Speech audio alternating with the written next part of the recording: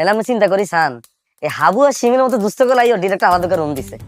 পাশা ভাই মতো কাপড় হেতা লাগে আলাদা করে রুম দিছে, কারণ ডিরেক্টর ভালো করে জানে আমরা আস্তকে গাবো। ভাই এইখানে একটা সিনে দিয়েন ভাইয়া, এখন তো আড্ডা দিতেছি আমরা।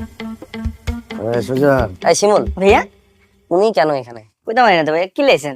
আচ্ছা তোরা এগুলো দেখোস না? সজীব কই? এই সজীব ভাইয়া, সজীবই আমার এনে পাঠাইছে।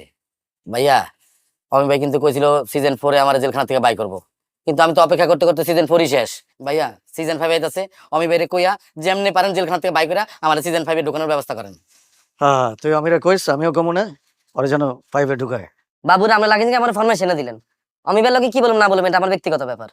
আর ভাই আপনি কি আপনি বুঝেন না? ডিরেক্টর আমরা আগে সিজন পুরো জেলখানায় আটকে রাখছে, কারণ ডিরেক্টর খুব ভালো করে জানে আপনার কোনো বেল নেই।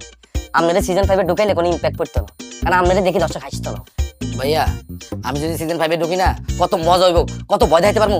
আর দর্শক তো জানে না আমি যে পাশাপাশির মতো একটা বন্ড সন্ত্রাসী। ভাইয়া আমি তো আমার কথা কইছি, আমি যদি সিজন 5 এ ঢুকি না ভাইয়া, পুরো সিজন গরম করে দিব ভাইয়া। ওর ঢোকার দরকার আছে, আমার একটা অ্যাসিস্ট্যান্ট লাগবে। বুঝছি তো আপনি কিলে অ্যাসিস্ট্যান্ট ঢোকাইতেছেন, কারণ দুজন মিলে আমগরে ডিস্টার্ব করবেন কেন? এই সব কিছুর মূল হচ্ছে একমাত্র তুই, এবার আমি কি হারছি? কারণ তুই এতারে লই এনছস আর হেতা না হেতার অ্যাসিস্ট্যান্ট ঢোকাইতেছে আমগরে ডিস্টার্ব করানোর লাই। এতারে ডিরেক্টর এনছে 2 দিনের লাই, আমগরে ডট দিয়ে চলে যাইব। ডিরেক্টর আর হেতারে বাদ দিতে চায়, হেতে গাটি বান্ধি বইরেছে, হেতে যায় না। দাদু আপনার আবার অ্যাসিস্ট্যান্ট লাগবে কেন? আমিই তো আছি।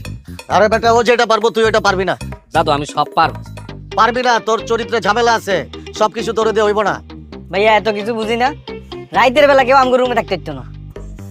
আরে বেটা ওই আমার কর্মচারী, ওই কি আমার লগে ঘুমাইবো? হয়তো তখন লগেই থাকবো।